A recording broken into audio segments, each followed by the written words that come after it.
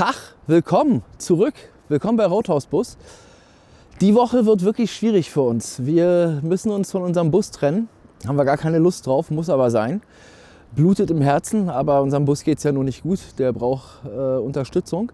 Und deswegen fahren wir diese Woche zur Werkstatt. Wir hoffen, dass das alles klappt und dass wir dann loslegen können Richtung Patagonien.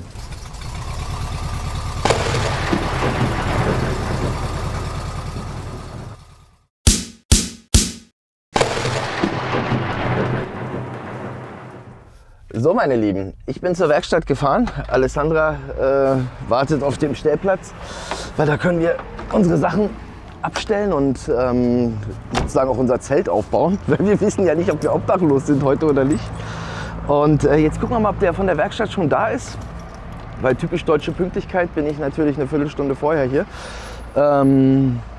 Ja, und die haben gesagt, es müsste heute an einem Tag klappen. Jetzt schauen wir mal, jetzt gehe ich da rein und jetzt hoffen wir, dass es heute hinhaut. Wenn wir das heute wieder kriegen, das Auto, ja, dann sind wir natürlich höchst zufrieden. Dann geht es heute Abend auf die Piste. So, mal schauen. So, ja, die sind natürlich noch nicht da. Nicht weiter tragisch. Es ist ja jetzt auch nicht so schlimm, aber es stinkt halt nach Diesel. So, schaut mal hier, da seht ihr das Problem. Da tropft der Diesel raus. So, und da können wir natürlich so nicht weiterfahren.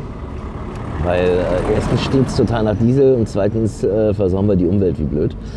Ja, und jetzt hoffen wir mal, dass die das in einem Tag hinkriegen. Also es ist ja nicht so schwierig. Es muss die Dieselpumpe ausgebaut werden, da müssen die Dichtungen neu gemacht werden, da muss die Dieselpumpe wieder eingebaut werden, sie muss eingestellt werden. So, das war's.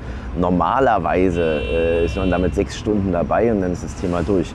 Jetzt hoffen wir mal, dass das bei denen genauso schnell geht und ja, wir wollen unbedingt los, wir haben gar keinen Bock mehr hier zu sein. Alessandra ist auch schon total im Arsch und wir haben einfach gar keinen Bock mehr auf irgendwas zu warten. Wir warten jetzt seit 1,5 Jahren stetig auf irgendwas und irgendwie haben wir keine Lust mehr zu warten. Ich möchte jetzt einfach auf die Autobahn und Richtung Süden fahren. Ich möchte Pinguine sehen. Ich habe Bock auf Wale und Walrosse und irgendwelche anderes Getier, was da rumrennt. So, jetzt tue ich mir erstmal einen Kaffee und warte, bis sie hier kommen. Da bleibt er jetzt. Die gehen da ran. Puh, jetzt muss ich Hermann hier alleine lassen. Tut mir natürlich weh im Herzen, ist aber gut so. So, auf ins Büro und dann ab zu Alessandra und warten, dass das Ding fertig wird. Schön. So, der Bus ist abgegeben. Jetzt hole ich mir erstmal was Leckeres zum Frühstücken. Und dann fahre ich zu Alessandra. Ach so, ja, Geld muss ich noch. Wir müssen bei Western Union ja stapelweise Geld holen, weil sonst zahle ich ja zu viel hier. Wenn man mit der Karte zahlt, zahlt man derzeit das Dreifache. Also ich würde 3-mal mehr zahlen, wenn ich jetzt mit der Karte zahle, als wenn ich mir bei Western Union stapelweise Geld hole. So, das mache ich jetzt. Und dann hoffen wir, dass wir die Karre heute kriegen. Drückt uns die Daumen, komm jetzt, ey, bitte, bitte, bitte, ich will hier weg. Ach, wie cool, ja, ich bin wieder da. Nur der Bus ist nicht da, aber unsere Sachen sind noch hier. Schaut mal, wir haben jetzt ein Outdoor-Büro. Alessandra arbeitet hier draußen. Genau, sendet uns positive Gedanken, dass es jetzt schnell klappt, dass wir schnell unseren Bus wieder kriegen und schnell wieder vereint sind.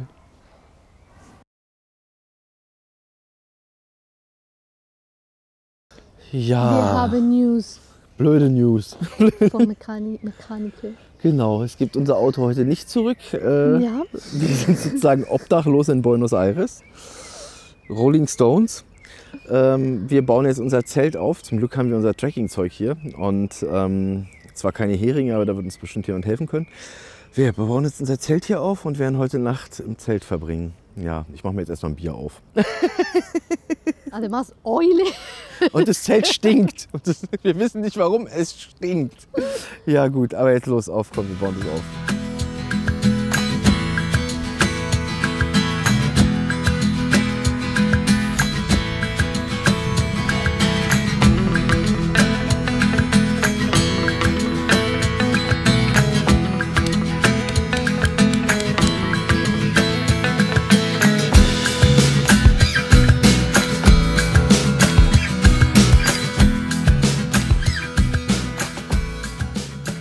Der soziale Abstieg hat begonnen.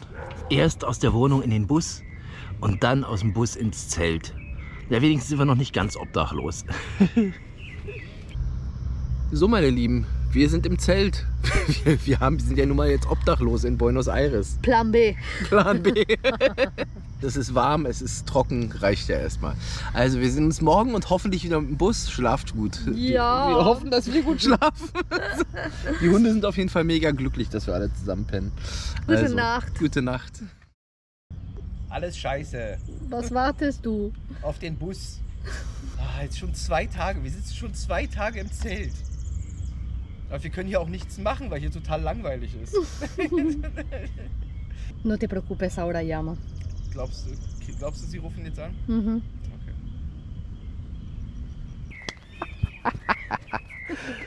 Er ist wieder da. Schaut mal hier. Schaut mal da. Da ist er wieder. So, wir machen jetzt noch hinten den ganzen Kram rein. Dann sind wir eigentlich fertig zum Losfahren. Jetzt hat es leider hier total geregnet. Alessandra war hier total im Zelt eingeregnet sozusagen. Es ist totales Gewitter. Und total warm. Ne? Ey, und es ist schweineheiß. Es ist wirklich so schwül, unglaublich. Viele Humidade. Ja, und feucht, ja. Ja. Naja, auf jeden Fall sind wir jetzt fertig. Wir packen jetzt unseren Kram ein und dann geht's los. Und dann startet unser Trip Richtung Patagonien. Yeah.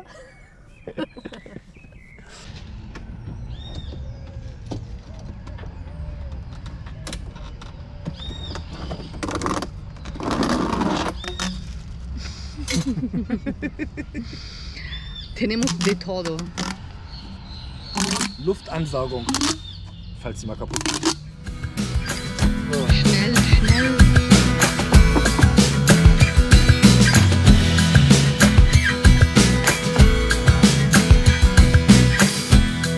Na, Baby, chequeaste todo? Sie, alles Entonces salimos. Ja, wir hauen ab, wir fahren los. Es geht auf die Seguro. Autobahn. Es geht endlich los. So, jetzt kaufen wir noch was zu essen ein und dann sind wir Richtung Süden, Richtung Patagonien.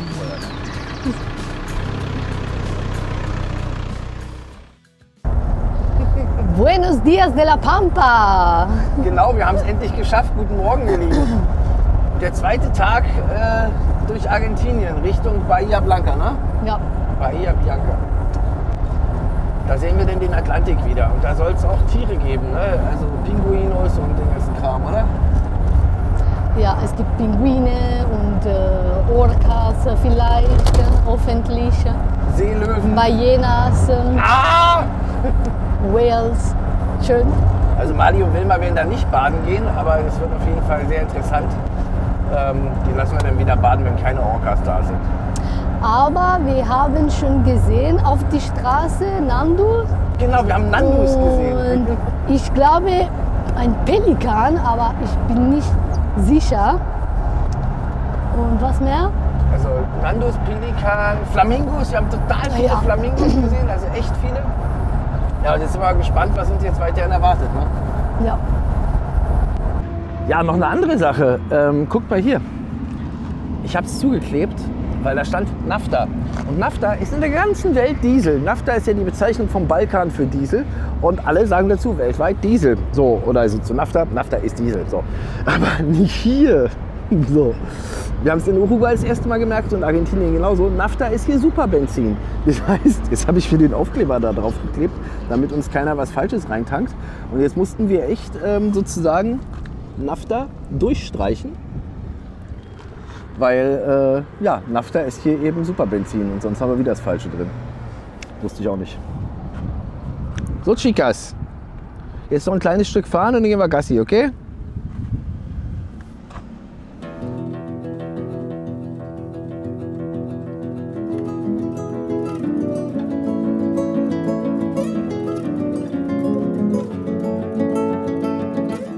Die ersten 500 Kilometer der Pampa gibt es nur Wiese und Kühe. Überall sieht man die Plakate für die Präsidentenwahlen im November. Total krass. Also wir sind jetzt gerade mal von dem letzten Stopp, würde ich sagen, 10, 15 Minuten gefahren. Und kommt eine Straßenkontrolle und ich hatte kein Licht an. Man muss ja in Argentinien immer Licht anhaben, wenn man fährt. Und der winkt uns raus und will 35.000 Pesos Multa, also Strafe haben. Und dann so haut er raus so, ja, was gebt ihr mir denn, wenn ich jetzt euch nicht bestrafe? Wir so, ja, wie jetzt? Also, nichts. So. Der wollte uns echt nicht gehen lassen, wollte 10.000 haben, also 10.000 wären 10 Euro. Und dann haben wir gesagt, wir hatten jetzt viel mehr dabei gehabt, aber wir haben ja gar keinen Bock, das zu unterstützen.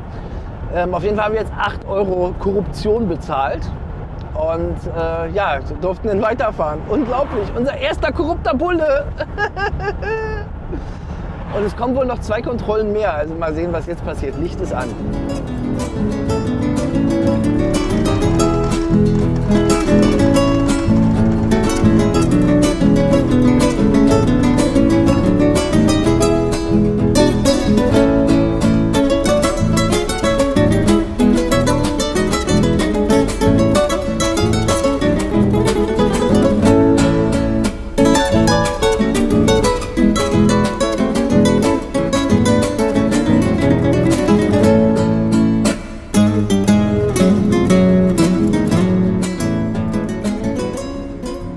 Ja, wir haben heute genug vom Autofahren. Wir haben uns einen See rausgesucht, ein Salzsee ist das. Und da werden wir heute Nacht schlafen.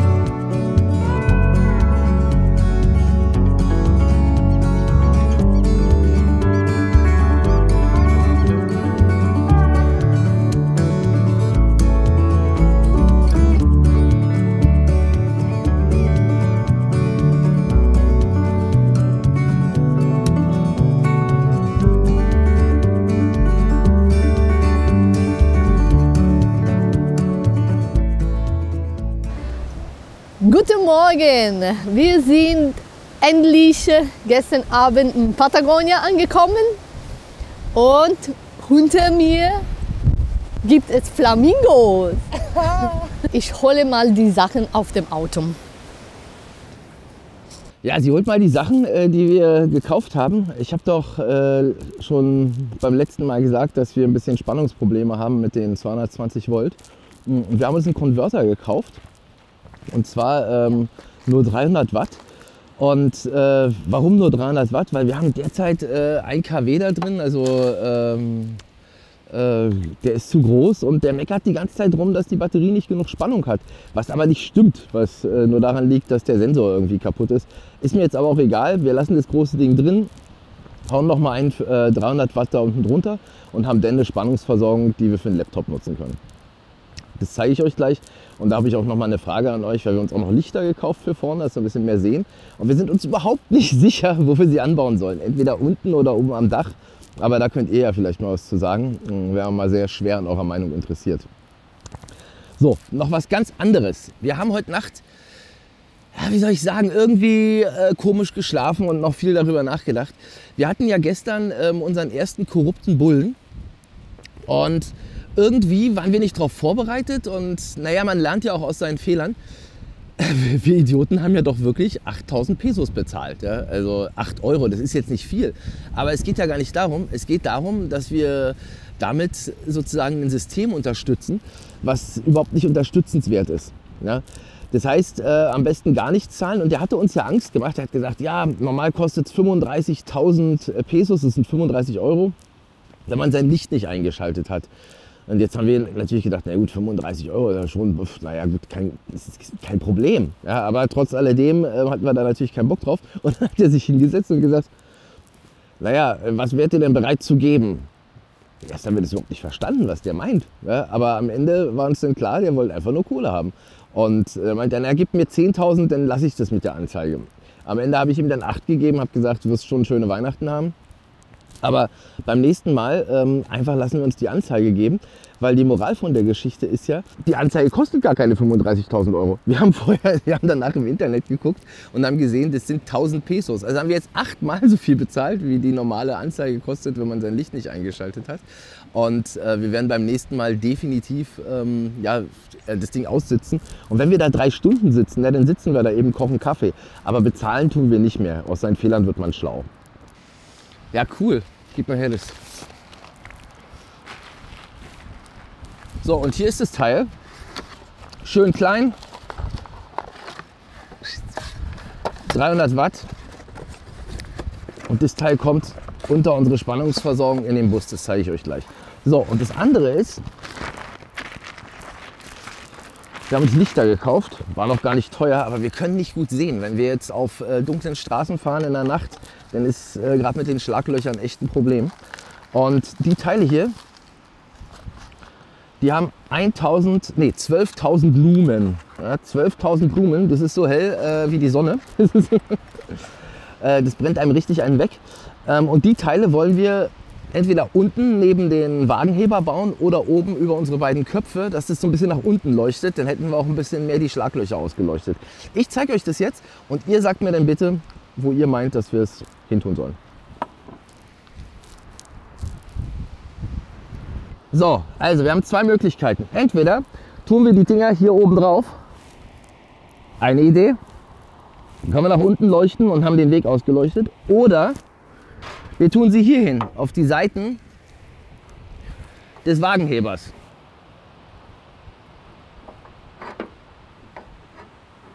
So, und dazu sagt ihr jetzt mal bitte, was ihr meint, was besser ist. Hier, das ist das gute Teil. Und wir haben ja da schon einen drin. Und den lasse ich auch, weil der hat gleichzeitig eine Ladefunktion für die Batterie und die funktioniert ja auch noch. Das Einzige, was nicht funktioniert, das Ding wirft keine 230 Volt mehr aus. Jetzt habe ich mir das kleine Teil geholt und ist ja ganz einfach zu installieren. Das Ding kommt einfach hier unten drunter und wird an die Kabel von dem anderen mit angeschlossen. Da ich den anderen ja nie in Betrieb habe, also der nie Strom ziehen wird, tut es den Kabeln nichts Böses und ich habe einen leichten Anschluss und es sieht auch noch gut aus.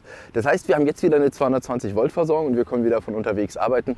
Macht uns das Videoschneiden viel einfacher und ich muss ja eh unterwegs arbeiten. Ohne Stromversorgung wären wir ganz schön aufgeschmissen. So, ich baue das Ding jetzt da ein. Ja, und dann fahren wir weiter. Ich habe schon mal angeschlossen hier. Also die Kabel sind ganz normal angeschlossen an die Pole von dem anderen Umwandler. Gehen an diesen Wandler ran. Hier haben wir den Ausgang, allerdings nur in der Art und Weise wie in Argentinien. Allerdings habe ich eine Kupplung. Und hier haben wir jetzt unsere 300 Watt für die Laptops. Und das Ding kommt jetzt einfach hier so unten drunter, ohne dass die Kabel geknickt sind. So wunderbar, genau so wird das Teil da angeschraubt. Und dann war es das.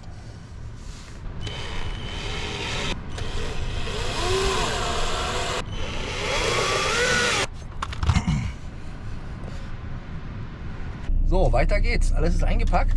Wir fahren jetzt Richtung Meer, in Richtung Halbinsel Valdez. Also wir werden nicht ganz bis Valdez fahren, aber dort ans Wasser. Und dort soll es Wale geben, Walrosse, Seerobben, allen möglichen Kram an Getier. Wir sind total gespannt. Total aufgeregt, kann man nicht anders sagen. Das sind jetzt 200 Kilometer, die fahren wir jetzt.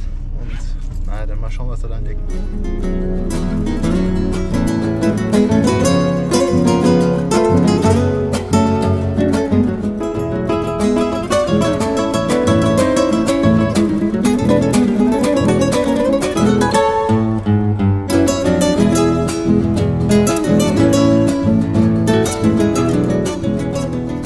Wir fahren immer weiter Richtung Süden.